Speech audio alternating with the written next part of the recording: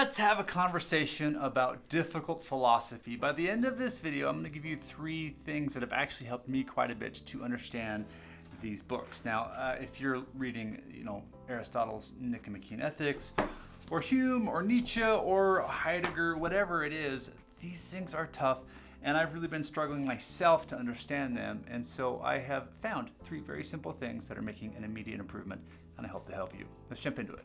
The first thing I have found to understanding philosophy is that I think at a different rate than I speak. And so when I read, I'm actually reading rather rapidly, and I am not processing the information in these books at all. I'm just going to open to a random section of Heidegger and read this out loud for you for just a second. Just hang out with me.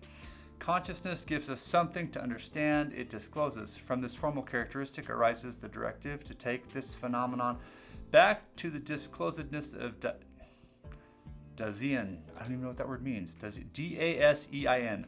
I got to learn that word. Anyway, this fundamental constitution of the being. So anyway, you get the idea. It can be full of new vocabulary, new ideas, new paradigms, new frameworks. That's why we're reading philosophy, is to get a new worldview. But because everything is new and complex at times, it's really hard to process it as quickly as you're reading. Now, I'm going to flash a word on the screen. Okay, that word was doppelganger. If you're new to that word, it just means that there are people out there that look like you. They're your doppelganger. But when you see that word, you can read it much faster than you can say it. And so I have found that if I read philosophy silently, I don't absorb nearly as much as if I were to read it out loud. Now, I know I just read this to you out loud, but take a moment here and grab any book, read through it silently, and you'll notice that you're going through the lines rather quickly. Now go back and read that same paragraph and read it out loud slowly so that you can hear the words in your mouth and you can hear the words sort of in a tactile way. So a few days ago, I was at my desk and I was reading. I can't remember which of these books I was reading, but it was really fascinating stuff. But I was in a quiet room. I was not reading out loud, and I was just sort of going through quietly, practicing those old bad reading habits, just, getting through the book. And I started to fall asleep. I was getting really tired. My energy level was kind of going down. And so I realized that I needed to move my body and I needed to use my body. So I got up, I grabbed my book, and I began to pace, right? I walked back and forth in this room, and I started to notice my energy level coming back up. Now, I can't walk on a treadmill and read a book, and I can't walk on the road, but I can pace back and forth in a room.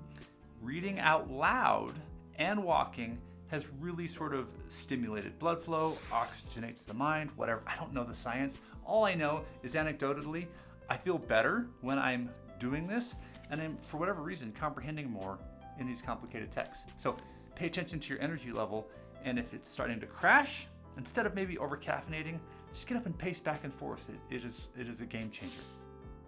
Here is a philosophical question for you. Is artificial intelligence a good thing? Now, I have mixed emotions on this. I love artificial intelligence, and I despise it. But from a philosophical standpoint, I have found that when I'm reading something challenging, I don't have a whole lot of like-minded people here who are going to jump into Martin Heidegger with me and have a meaningful discussion. So I have found AI to be a great companion to learning these books, because all of this stuff is pretty much documented online, and artificial intelligence is really good at knowing what Hume was talking about. So you can literally give it a passage in a book. You can reference the essay or the book itself. You can copy the text and give it right to AI and say, hey, I am learning philosophy. I'm reading Hume's passage here, and can you help me understand what this means? And having a conversation back and forth with the AI has been really beneficial for me and opened up a lot of doors to at least understand what the heck I'm reading. Because once you understand it, you can begin to apply it. Hey, if you found this video helpful, could you do me a favor really quickly? Go ahead and subscribe to the channel. I don't usually ask for subscriptions. I feel kind of weird doing it, but I want to let you know that it makes a big difference to the channel that I'm trying to grow here. I really care a lot about reading and your experience with books, and I want to make more content around these topics. Hopefully you're finding them valuable and interesting? If so, please consider subscribing to support the channel. Thank you for watching, and I'll see you on the next one.